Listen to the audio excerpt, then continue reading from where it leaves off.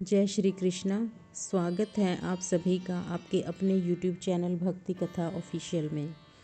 प्रिय भक्तों, आप सभी का एक बार फिर से स्वागत है हमारे इस पावन कथा श्रवण में। भगवान विष्णु की कृपा से हम चैत्र मास की दिव्य कथा का श्रवण कर रहे हैं। जो भी भक्त श्रद्धा और भक्ति के साथ इस कथा को सुनता है, उसके जीवन में सुख, शांति और समृद्धि का वास होता है। हिंदू धर्म में चैत्र मास अत्यंत पवित्र और मंगलकारी माना गया है। यह वही महीना है जब प्रकृति नए जीवन का उत्सव मनाती है, पेड़ पौधे नई हरियाली से भर जाते हैं और वातावरण में नव जीवन की सुगंध फैल जाती है। भक्तों, पिछले अध्याय में हमने सुना था कि शौनकादि ऋषियों ने नैमिषारण्य में बैठकर सूत जी से चैत्र मास के महत्व और उसके व्रत उपवास के विषय में प्रश्न किया था। सूत जी ने उन्हें बताया था कि यह महीना भगवान विष्णु और देवी दुर्गा दोनों की कृपा प्राप्त करने का सर्वोत्तम समय है। उन्होंने यह भी बताया था कि इस मास में किए गए स्नान, दान, तप, जप और पूजा का फल अनेक गुना बढ़ जाता है। लेकिन शौनकादि ऋषियों के मन में अभी भी कई जिज्ञासाएं शेष थी। इसलिए अब हम आगे बढ़ते हैं चैत्र मास कथा के तीसरे अध्याय की ओर। नैमिषारण्य का वह पवित्र वन अत्यंत शांत और दिव्य था। वहाँ अनेक महान ऋषि मुनि तपस्या कर रहे थे। यज्ञ की पवित्र अग्नि प्रज्वलित थी और वातावरण में वेद मंत्रों की ध्वनि गूंज रही थी। उन सभी ऋषियों के मध्य सूत जी महाराज विराजमान थे। उनके चारों ओर बैठे थे शौनक ऋषि और अन्य महान मुनि। सभी के मन में भगवान की कथा सुनने की गहरी इच्छा थी। तभी शौनक ऋषि हाथ जोड़ कर के बोले, हे सूत जी, आपने हमें चैत्र मास का जो महत्व बताया है वह अत्यंत अद्भुत और कल्याणकारी है। लेकिन हमारी एक और जिज्ञासा है। हे महामुने, कृपा करके हमें यह बताइए कि चैत्र मास में ऐसा कौन सा व्रत और पूजा करनी चाहिए जिससे मनुष्य के सभी पाप नष्ट हो जाएं और उसे भगवान विष्णु की कृपा प्राप्त हो। सूत जी मुस्कुराए। उन्होंने कहा, हे महान ऋषियों, आपने अत्यंत उत्तम प्रश्न किया है। यह प्रश्न केवल आपके लिए ही नहीं बल्कि आने वाले युगों में सभी मनुष्यों के लिए कल्याणकारी है। अब मैं आपको एक प्राचीन कथा सुनाता हूँ जो स्वयं भगवान विष्णु की महिमा का वर्णन करती है। बहुत समय पहले की बात है। सतयुग में एक अत्यंत पवित्र नगर था। उस नगर में धर्म, सत्य और सदाचार का पालन करने वाले लोग रहते थे।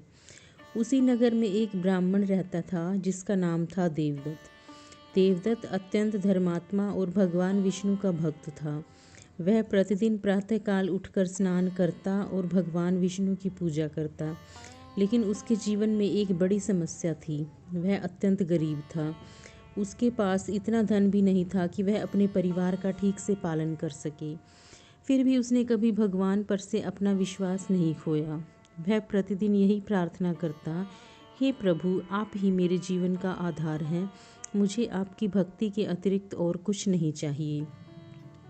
एक दिन जब देवदत्त नदी में स्नान करके लौट रहा था, तब उसे रास्ते में एक महात्मा दिखाई दिए। उनके चेहरे पर अद्भुत तेज था। देवदत्त ने तुरंत उन्हें चरणों में प्रणाम किया। महात्मा ने उसे आशीर्वाद दिया और बोले, पुत्र, तुम बहुत चिंतित दिखाई दे रहे हो, क्या बात है? देवदत्त ने विनम्रता से उत्तर दिया, हे महात्मा, मैं भगवान विष्णु का भक्त हूँ। प्रतिदिन उनकी पूजा करता हूँ, लेकिन मेरे घर में अत्यंत गरीबी है। मेरे परिवार को बहुत कष्ट उठाना पड़ रहा है। महात्मा ने कुछ क्षण ध्यान किया और फिर बोले, पुत्र, तुम्हारी भक्ति सच्ची है, लेकिन तुम्हें चैत्र मास का विशेष व्रत करना चाहिए। यदि तुम श्रद्धा और नियम के साथ इस व्रत को करोगे तो भगवान विष्णु अवश्य प्रसन्न होंगे। देवदत्त के चेहरे पर आशा की किरण चमक उठी। उसने तुरंत पूछा, हे महात्मा, कृपा करके मुझे उस व्रत की विधि बताइए। महात्मा बोले, पुत्र, जब चैत्र मास प्रारंभ हो तब प्रातःकाल ब्रह्म मुहूर्त में उठना, नदी या पवित्र जल से स्नान करना। इसके बाद भगवान विष्णु की मूर्ति या चित्र के सामने दीप जलाना और उनका ध्यान करना। फिर यह मंत्र जपना ओम नमो भगवते वासुदेवाय। उन्होंने आगे कहा, पूरे चैत्र मास में यथाशक्ति दान करना, भूखे को भोजन देना और भगवान का नाम जपना।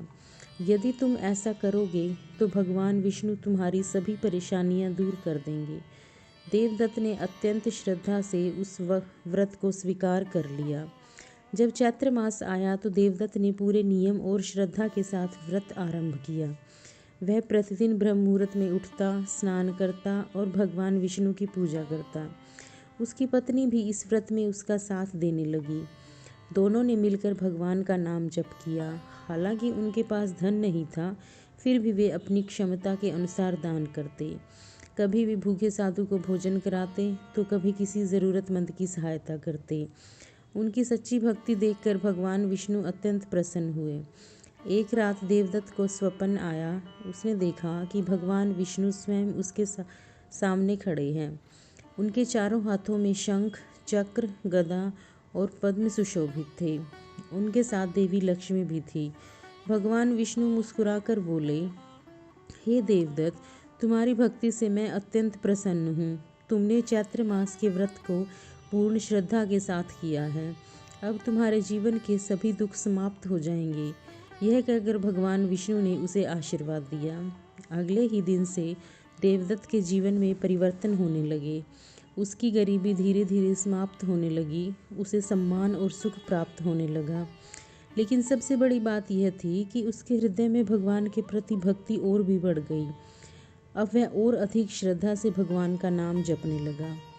सूत जी ने शौनकादिक ऋषियों से कहा, हे महान ऋषियों, यह कथा हमें यह सिखाती है कि जो भी व्यक्ति श्रद्धा और विश्वास के साथ चैत्र मास का व्रत करता है, भगवान विष्णु उसकी सभी मनोकामनाएं पूर्ण करते हैं। उसके पाप नष्ट हो जाते हैं और उसे अंत में मोक्ष की प्राप्ति होती है। यह कथा सुनकर शौनक ऋषि अत्यंत प्रसन्न हुए। उन्होंने कहा, हे सूत जी, आपने हमें अत्यंत पवित्र और कल्याणकारी कथा सुनाई है। अब हमें यह समझ में आ गया है कि चैत्र मास का महत्व कितना महान है। इस प्रकार सूत जी ने शौनकादि ऋषियों को चैत्र मास की महिमा और भगवान विष्णु की कृपा का यह दिव्य कथा सुनाई। जो भी भक्त श्रद्धा और भक्ति के साथ इस कथा को सुनता है, उसके जीवन के सभी दुख दूर हो जाते हैं। प्रिय भक्तों, यदि आप भी अपने जीवन में सुख, शांति और समृद्धि चाहते हैं तो चैत्र मास में भगवान विष्णु की भक्ति अवश्य करें। उनका नाम जप करें, दान करें और धर्म के मार्ग पर चलें। भगवान अवश्य आपकी प्रार्थना सुनेंगे। भक्तों, अब अगले भाग में हम सुनेंगे चैत्र मास कथा का चौथा अध्याय, जिसमें सूत जी महाराज शौनकादि ऋषियों को और भी गहन रहस्यों तथा भगवान की महिमा